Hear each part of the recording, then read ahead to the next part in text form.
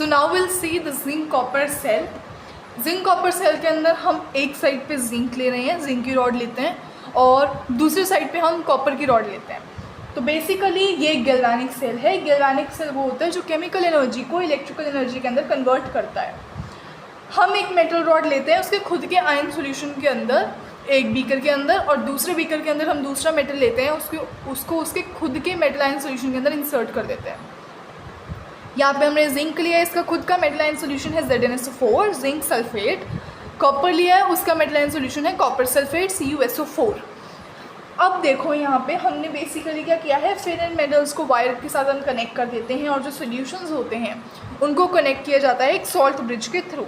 Now this is a salt bridge. What is a salt bridge? Basically एक U shape tube होता है जिसके अंदर कोई भी इनर्ट इलेक्ट्रोलाइट होता है कंसनट्रेटेड सॉल्यूशन के अंदर, जैसे कि KCl, KNO3, K2SO4 एट्सेट्रा। या हम क्या ले सकते हैं, पेस्ट ले सकते हैं इलेक्ट्रोलाइट की अगार अगार सॉल्यूशन के अंदर या जेलेटिन के अंदर। ये इलेक्ट्रिकल न्यूट्रलिटी को मेंटेन करने में हेल्प करता है। अब देखो यहाँ पे सॉल्ट ब्रिज ली है, इलेक्ट्रिकल न्यूट्रलिटी मेंटेन हो रही है। याद रखना है आपको, जिंक को हम किस साइड लेंगे, इसमें हमें जिंक को लेफ्ट साइड लेना है, कॉपर को हमें राइट साइड लेना है, ठीक है। एनोड के ऊपर होता है ऑक्सीडेशन, और ऑक्सीडेशन में रिएक्शन क्या हो रही है, Zn2 positive plus 2 electrons. Cathode में क्या हो रही है, रिडक्शन हो रही है, Cu2 पॉजिटिव से Cu तक जा रहा है, और 2 आयन्स यहाँ पे रिएक्शन के अंदर इन्वॉल्व होते हैं, ठीक है। अब यहाँ पे Zn2 पॉजिटिव आयन्स बनते हैं, यहाँ पे Cu2 पॉजिटिव बनते हैं। देखो इलेक्ट्रॉन्स की डायरेक्शन इस साइड ऐसे होती है, ठीक है, जिंक टू कॉपर जाता है, और कन्वेंशनल करंट की डायरेक्शन इसके ऑपोजिट डायरेक्शन में होती है। अब हमें यहाँ पे देखना होता है सेल रिप्रेजेंटेशन। सेल रिप्रेजेंटेशन के अंदर सबसे पहले हम ऑक्सीडेशन लिखते हैं, और दूसरा फिर हम रिडक्शन को डिनोट करते हैं। तो ऑक्सीडेशन किसकी हो रही है, जिंक की हो रही है, तो Zn2 पॉजिटिव, बीच में ही हमने सॉल्ट ब्रिज दिखा रखा है। Then Cu2 positive to Cu, ये हमने रिडक्शन दिखाई है। ये C2 है concentration of Cu2 positive ions, and C1 is the concentration of Zn2 positive ions.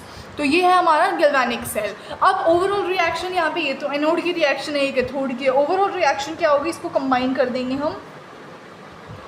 तो Zn plus left hand side वाला देखो, Zn plus Cu2 positive, that gives then Zn2 positive plus Cu। अब now you will be thinking ये 2 ions कहाँ गए हैं।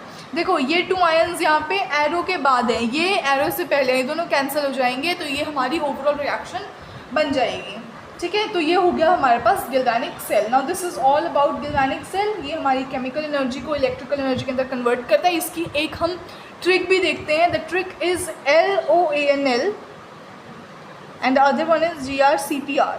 सो you have to remember क्या। सो ये L क्या है, L मतलब loss of electrons, O means oxidation. तो ऑक्सीडेशन के अंदर बेसिकली लॉस ऑफ इलेक्ट्रॉन्स ही तो होता है। ये होता है एनोड के ऊपर, A stands for anode, then N is negative, दिख रहा है ना यहाँ पे, ये देखो नेगेटिव।